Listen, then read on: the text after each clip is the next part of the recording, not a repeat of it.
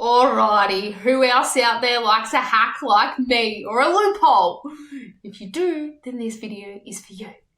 So, for a little bit of context, I am somebody who built a property portfolio, and I'm going to share with you 5 really good loopholes in a moment that I forecasting and foreseeing. They just seem too good to be true, and I just don't know if they're going to be around in the future. So I thought I would share them with you. Now, none of what I tell you is financial advice, okay? So just for a little bit of context, the reason why I'm sharing this with you is because I'm somebody who built my own property portfolio. I got to the top 1% of property investors in my 20s whilst earning a very below average income whilst being a call center worker at Optus. So the way that I was able to do that, one of the skills that I utilized was really understanding how the banks judge us so that I could keep getting the bank to give me their money, because to them, they are my partner. And I really understood that, well, once the bank wants to stop giving you money, then, you know, your whole entire portfolio is generally on pause. And for some people, it's stopped forever. So this is something that I leveraged, and this is something that I love, is understanding just some kind of like loopholes. Now, these are legal things that I'm letting you know that you can do. And I just thought I would share them with you. All right, let's get into it, shall we? So the first one, if we have a look at this quick fun one here. Now, this is a little bit about trust. Again, non-financial advice. You just heard this from a crazy person online. You should go and seek your own financial advisor. Okay, so first of all, when it comes to trusts, there is this little hack where you can get an accountant letter to say that the trust is profitable when it's not really fully profitable. So it's something that's used a lot right now. And the banks are accepting accounting letters, but also you need to be mindful that accountants, not all accountants will be doing this for very long. I can tell you that much right now. So I think there'll be a very, very small window for this opportunity to be left, even though they've been doing it for years and it's been acceptable from the bank's perspective. It's up to the bank to accept this letter or not. Where your accountant's like, yes, sure, all the rent is covering for all of the expenses for this thing, when it might really not be. Now, for the next thing, because in the eyes of the accountant, they just need to make sure, is it alive? Is it floating? It's not like in complete distress or anything like that. That's the reason being. Now, there's a lot more, let's just say, regulation from the ATO's perspective coming down on accountants doing this. So that's just something to be mindful of. The next one is very similar on the same topic when it comes to trust as well, where we can exclude the interest repayments from an equity release that you took out in your personal name to acquire a property inside a trust. I'll give you an example. Say you owned one investment property and you did an equity release. Let's just say you pulled out $100,000 and you used that $100,000 as cash to then acquire the second property, but that second property is inside a trust.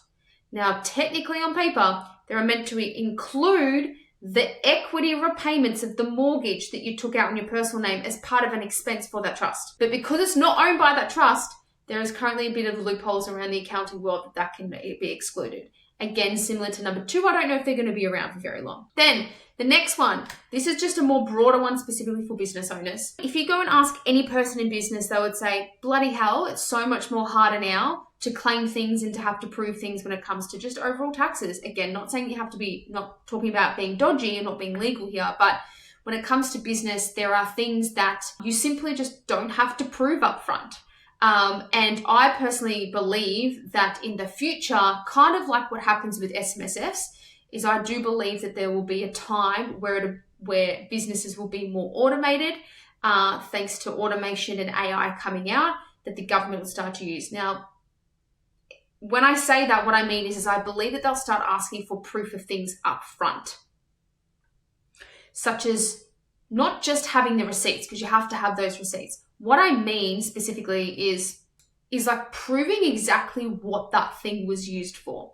I'll give you an example. Let's just say you're a business owner, and let's just say you went out for dinner as a business meeting, okay?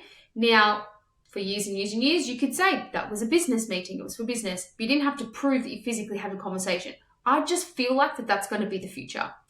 Let's just hope it's not, and they stay out of our way, but who knows? Anyway, it's just a little guess. So next one is a nominal rent. This one is amazing. If you don't know what some of the advantages are and pros and cons of being a rent investor, please go and have a look at my rent vesting training, because there's so many pros and so many pros to rent vesting that, in my opinion, far outweigh the cons. And one of those things are nominal rent. What does this mean?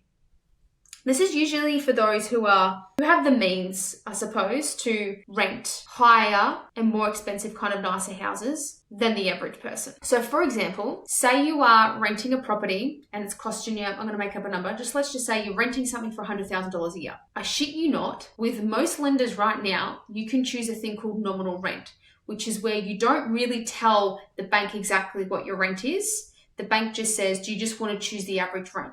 And it's calculated at a rate of, I think right now it's about $30,000, might be $35,000. How cool is that? So that means it brings down your expenses, which increases your potential borrowing capacity.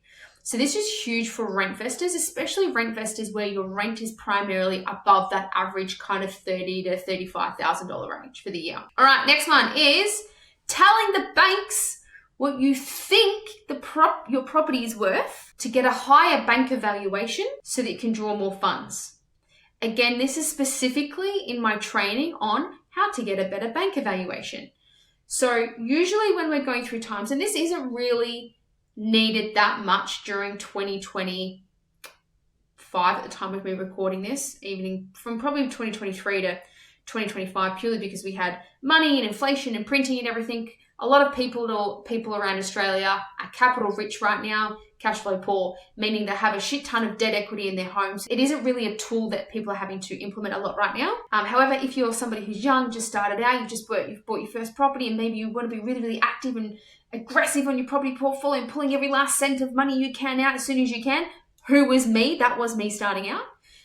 This is a really cool hack that I learned. And so, yeah, there are situations, and with some lenders, not all, where, for example, say your property with some banks has come back and it's been they're valued it at $400,000, but the range could kind of be up to sort of like $450,000. There are some lenders you can go in there and just tell them what you think it's worth and say, oh, I actually think it's worth $450,000. And they'll say, no worries. And they'll just take your word for it and give you that evaluation, which means you could potentially pull out an extra $50,000 more, which could be the money that you need to get the next deal, which is a pretty cool hack. Anyway, there are more of these things that come to my mind throughout the year, so I'll probably do an update at the end of 2025 once I've collected some more, but these are just the ones that I can think of off the top of my head. Now, what would really help me and help progress this channel is I would love to hear your feedback.